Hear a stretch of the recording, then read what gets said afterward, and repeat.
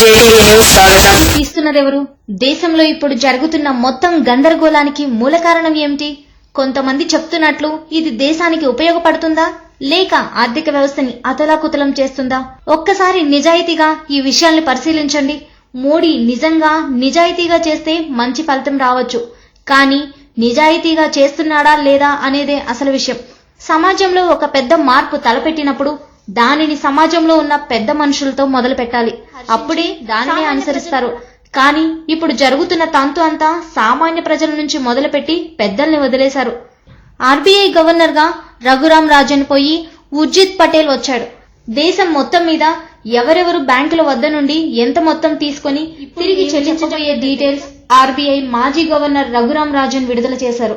ముఖేష్ అంబానీ 1,87,070 కోట్లు, అనిల్ అంబానీ 1,00,20 కోట్లు, రూలియా బ్రదర్స్ 1,01,461 కోట్లు, అనిల్ అగర్వాల్ 1,03,340 కోట్లు, గౌతమ్ అదానీ 96,031 కోట్లు, సైరస్ 701 కోట్లు, మనోజ్ గౌర్ 75,163 కోట్లు, సజ్జన్ జిందాల్ 58,171 కోట్లు, లాంకో మధు 47,102 కోట్లు, 976 కోట్లు, విఎన్ దూప్ 45,400 కోట్లు, జీవీకే రెడ్డి 33 కోట్లు. వీళ్లతో పాటుగా ఇంకా మరికొందరున్నారు. వారిలో Sahara group, Vijay Mallya, Shri Renuka sugars, Naveen Jindal, DLF properties, అంతేకాకుండా తక్కువ చాలా మంది ఉన్నారు.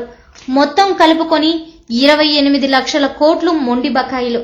వీళ్ళందరూ అప్పులు తిరిగి చెల్లించాలని, లేని ఎడల ఆస్తులు వేలం వేస్తామని అందరికీ ఈ సంవత్సరం జనవరిలో నోటీసులు ఇచ్చారు. ఆ తర్వాత వీళ్ళందరికీ మోడీ మిత్రుడు కావడంతో ఎవ్వరూ రాజన్ ఆదేశాలు లెక్క చేయలేదు. దీనితో అనుకున్నట్లుగానే రాజన్ వీళ్ళ ఆస్తులన్నీ మదింపు చేసి వేలానికి నిజంగానే సన్నాహాలు చేశాడు. రాజన్ అనుకున్నది అనుకున్నట్లు జరిగితే మొన్న జూలైలో వేలం పాటలు మొదలై ఉండాలి. ఆ సమయంలోనే ఈ పెద్ద వ్యాపారి రాజన్ ను సాగనంపి రిలయన్స్ లో ఉద్యోగం చేసిన ఉర్జిత్ పటేల్ ని ఆర్బీఐ గవర్నర్ గా చేశారు.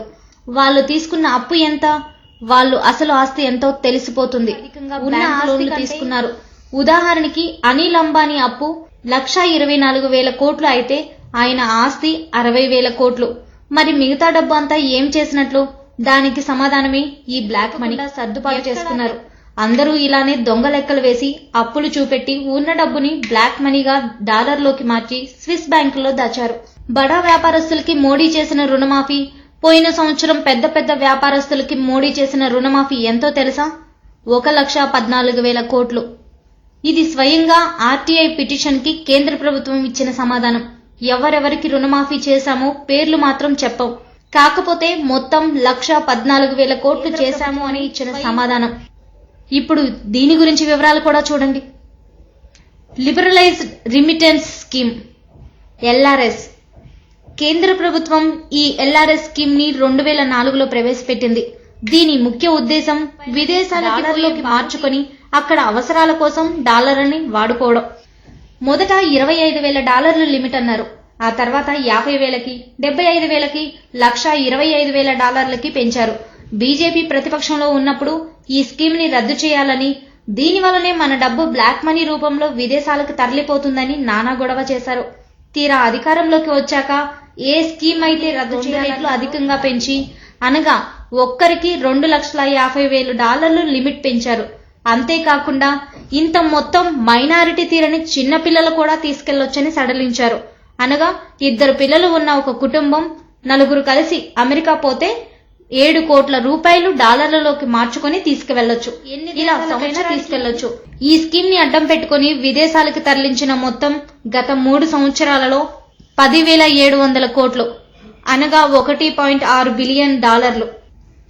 2014-15లో 4.6 బిలియన్ కోట్లు, 2015-16లో $5 బిలియన్, అనగా 33,500 కోట్లు. 2016-17లో ప్రస్తుత ఆర్థిక సంవత్సరం ముగియటానికి ఇంకో 5 నెలలు ఉంది, ఏప్రిల్ నుండి మార్చి వరకు. ఈ ఆర్థిక సంవత్సరంలో కూడా అంతకు ముందు కంటే ఎక్కువే ఉంటుంది. కానీ ఈ సంవత్సరానికి సుమారుగా 35,000 కోట్లు వేసుకుంటే మొత్తం ఎల్ఆర్ఎస్ పథకంలో దేశం దాటిపోయిన డబ్బు అక్షరాల గత 3 సంవత్సరాల్లోనే 1,10,000 కోట్లు.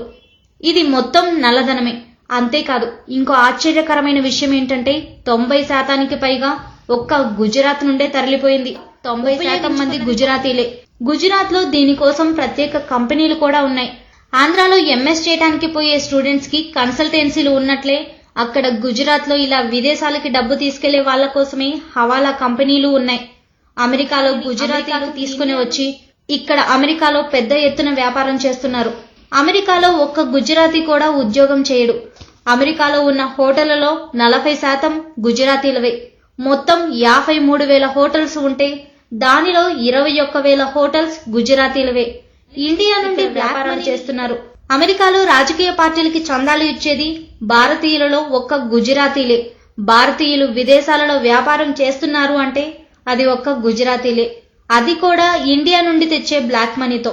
ఆఖరిగా గుజరాతీలు దేశభక్తి గురించి ఇండియన్ ఆర్మీలో 121 క్యాడెట్స్ తో హర్యానా అగ్రస్థానంలో, ఆ తర్వాత పంజాబ్ 2వ స్థానంలో ఉంది. ఆ తర్వాత మిగతా రాష్ట్రాలన్నీ ఉన్నాయి. దీనిలో గుజరాత్ స్థానం ఏమిటో ఆఖరి స్థానంలో ఉంది. దీని గురించి సునీత సింగ్ చేసిన ఒక కామెంట్, నా జీవితం అంతా ఆర్మీలో పనిచేసి రిటైర్ అయ్యాను. నా సర్వీస్ మొత్తం కాలంలో ఒకరో ఇద్దరో గుజరాతీలు ఎదురుపడ్డారు అని చెప్పాడు. ఇది ఇండియన్ ఆర్మీలో గుజరాత్ పాత్ర. ఇలాంటి వ్యాపారాలు కొడుతున్నారు. ఇదండి పెద్ద పెద్ద వ్యాపారస్తుల భాగవతం.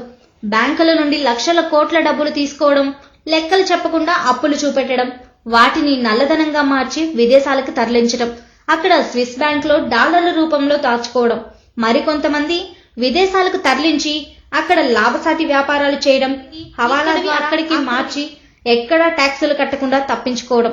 ఇలాంటి వాళ్ళందరికీ దగ్గరుండి మరీ సహాయం చేస్తున్న మోడీ సామాన్యుల మీద మాత్రం యుద్ధం ప్రకటించాడు. ఇదండి గుజరాత్ వాళ్ళకి అండగా ఉంటున్న మోడీ, అమిత్ షా కథ. వాళ్ళ వెనుకున్న బడా వ్యాపారస్తుల కథ. నిజానికి నోట్ల రద్దు మంచి పని, కాకపోతే అది పైన చెప్పిన పెద్ద మనుషుల వద్దకి రావాలి. అలా చేసినప్పుడు ప్రజలందరూ మోడీ నిజాయితీని అర్థం చేసుకుని సహకరించేవారు. ఆఖరిగా ఒక్క మాట, రిలయన్స్ జియోని ప్రారంభిస్తూ ముఖేష్ అంబానీ విలేకరులు అడిగితే ఆయన చెప్పిన మాటలు ఒకసారి గుర్తు చేసుకోండి. నష్టం కోసం వ్యాపారంలో ఎవరూ పెట్టుబడులు పెట్టరు. ముందు ముందు మీరే ఆశ్చర్యపోయే సంఘటనలు చూస్తారు. ఇది ఆయన అప్పట్లో ఇచ్చిన సమాధానం. ఇప్పుడు జరుగుతున్న పరిణామాలేమో. ఆర్బీఐ గవర్నర్ గా ఇప్పుడు ఉన్నది ఒకప్పుడు ముఖేష్ అంబానీ దగ్గర పనిచేసిన ఉద్యోగి. ఇప్పుడు ఎన్ని నోట్లు ప్రింట్ చేస్తున్నారో